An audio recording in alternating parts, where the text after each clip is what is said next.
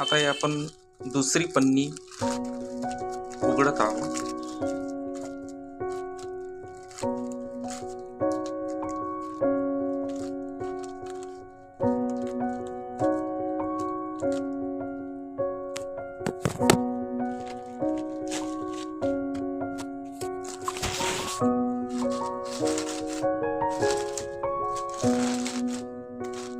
Wow,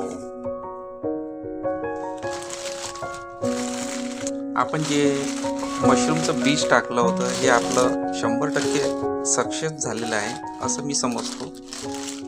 आणि ते आता मशरूम उत्पादनासाठी तयार झालेलं आहे.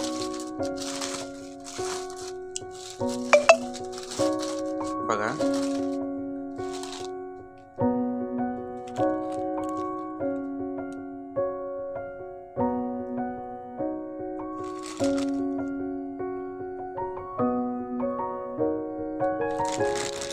चांगल्या प्रकारे मशरूम बीज हे केसिंगसाठी तयार झालेलं आहे. तरी आपण समोरची केसिंग तयार करून त्यावर कोकोपीट टाकू.